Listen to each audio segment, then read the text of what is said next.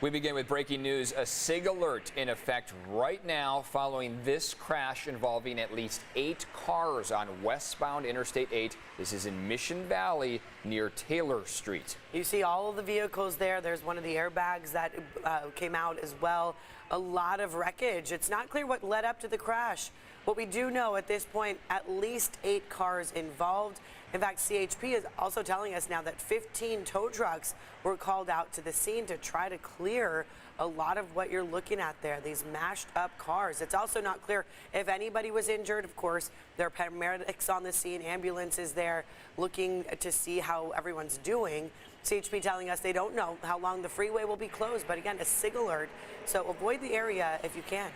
Glad you're with us here at 6 a.m. Everyone on this Friday. I'm Eric Connert. And I'm Neda Irampour. We do want to start off with the details of this crash.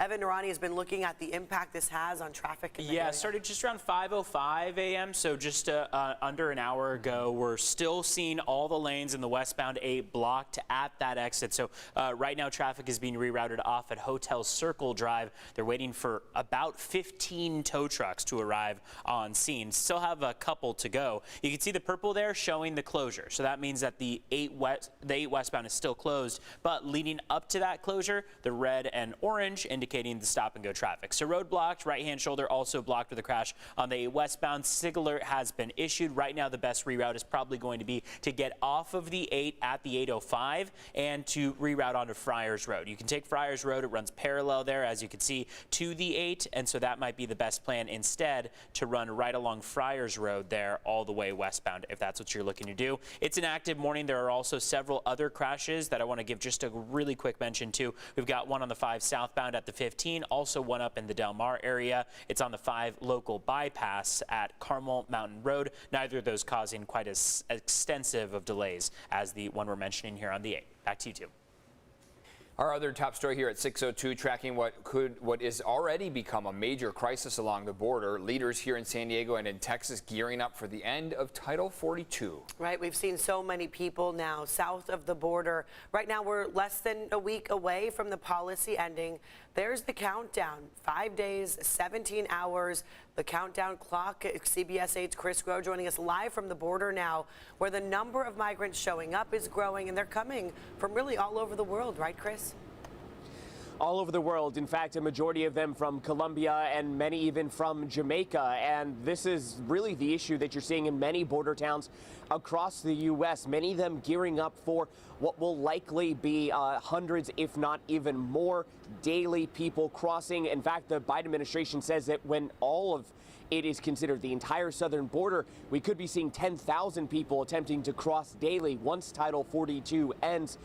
So again, this is something where there will be a number of asylum cases being pled, and the legal proceedings are likely going to create a backlog with so many people in anticipation of Title 42 ending. Because remember, the big difference between Title 42 and what will take its place, Title 8, is the fact that under Title 42, which was a pandemic policy put in place during the Trump administration, that those seeking asylum would have to wait out the process in another country, oftentimes in Mexico. That's when we saw those large migrant camps in Tijuana start to grow.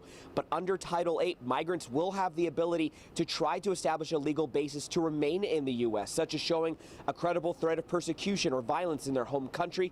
Otherwise, they would be expelled and have to wait out the asylum process somewhere else. Now, the White House does say that judges and lawyers are on their way to the border now to take on these what are called expedited removal proceedings, but we spoke with an immigration attorney who says that it's likely going to be a bit of confusion here when we are waiting. When the president thwarted the law, opened the borders, and had the rush coming in, he destroyed the opportunity. It has totally died. And so that was actually, again, Congressman Darrell Issa speaking about what they believe as any way towards any type of simpler process for asylum or immigration, that they believe, the Republican Party, that is over. However, Democratic Congressman Mike Levin says that the possibility of simplifying or making things easier is still a possibility. Of course, both sides are going to be battling out in D.C. While here on the southern border, you have people who are, again, trying to escape poverty or violence in their home countries, trying to seek out a better life, their lives in the balance, as well as the impact on border towns. So for more on this developing story, you can go to CBS8.com and click on the story link. Eric and Netta. Chris Groh, live at the border there. Chris, thanks for the updates. This just in here, U.S. employers adding 253,000 jobs in April. The Bureau of Labor Statistics released this data just about 30 minutes ago. The unemployment rate fell 3.4% from 3.5%. New this morning now, San Diego City Council President Sean Elo Rivera is demanding SeaWorld to pay up. That it is entirely unacceptable, and SeaWorld should be ashamed of themselves for holding on to $10 million of the city's money while communities are struggling, while we're making very difficult budget decisions. They should be embarrassed, and I don't think that this should be a negotiation. They owe us $10 million. They owe us $10 million. That's what he was saying. Obviously showing signs of frustration there with SeaWorld during a budget review committee hearing yesterday.